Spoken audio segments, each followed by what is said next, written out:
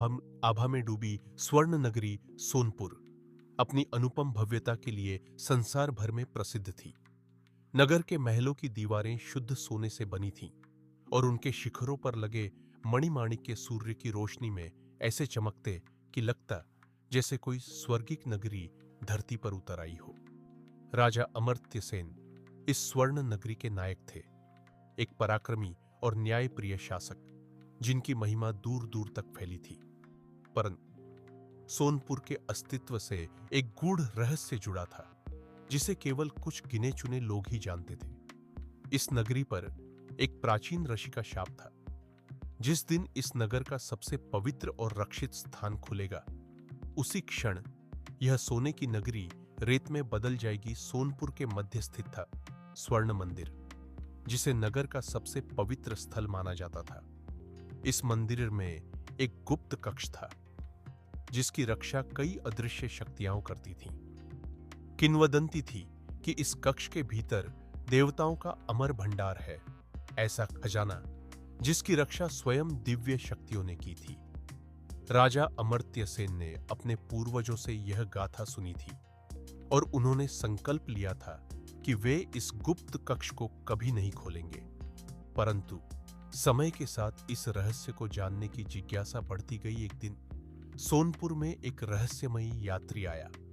उसका नाम जेफ्रॉन था और वह किसी अज्ञात देश से आया था। उसकी आंखों में अजीब सी चमक थी और उसकी वाणी में ऐसा प्रभाव था कि वह जो भी कहता लोग उसी पर विश्वास कर लेते। उसने राजा के दरबार में आकर कहा, राजन, मैंने संसार के अनेक चमत्कार देखे हैं, किंतु ऐसा सुना है कि तुम्हारे स्वर्ण मंदिर में एक गुप्त कक्ष है जिसे कोई खोल नहीं सकता। क्या यह सत्य है? राजा ने गंभीर स्वर में उत्तर दिया, यह सत्य है, किंतु वह कक्ष दिव्य शक्तियों से सुरक्षित है और उसे खोलने का साहस किसी में नहीं। जेफ्रॉन मुस्कुराया और बोला, क्या राजन को विश्वास है कि यह केवल किंवदंती है? क्या यह संभव नहीं कि यह केवल एक भय फैलाने वाली कथा हो जिससे लोग वहां जाने की हिम्मत न करें? राजा के मन में एक संशय उत्पन्न हुआ। उन्होंने इस रहस्य को लेकर कोई ठोस प्रमाण कभी नहीं देखा था। क्या यह सच में कोई शाप था या केवल एक मिथक? आखिरकार राजा ने गुप्त कक्ष को खोलने का निश्चय किया। पूरी नगरी में हलचल मच गई। लोग भयभीत थे, परंतु जिज्ञासा भी चरम पर थी। मंदिर के पुजारियों ने राजा को चिताया, किंतु वे अपने निर्णय पर अडिग थे।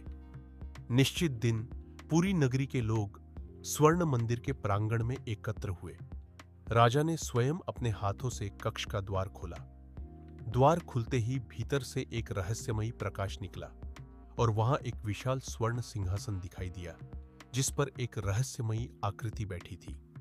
वह आकृति धीरे धीरे उठी और एक गहरी गूंजती हुई आवाज में बोली, राजा अमर्त्य सेन, तुमने अपने पूर्वजों की चेतावनी को अनदेखा कर दिया। अब तुम्हारी भव्य नगरी अपने अंत की ओर अग्रसर है। और उसी क्षण पूरी नगरी में हलचल मच गई। धरती कंपायमान होने लगी, स्वर्ण महल ध्वस्त होने लगे और देखते ही देखते पूरी नगरी धूल में मिलने लगी। लोगों की चीख पुकार आकाश में गूंज उठी। राजा ने भयभीत होकर पीछे हटने की कोशिश की, लेकिन वह आकृति उनकी ओर बढ़ी और कहा, यह स्वर्ण नगरी केवल उन लोगों के लिए थी जो अपने लालच पर नियंत्रण रख सकते थे। तुमने इसे खोलकर अपनी बर्बादी को आमंत्रित किया है।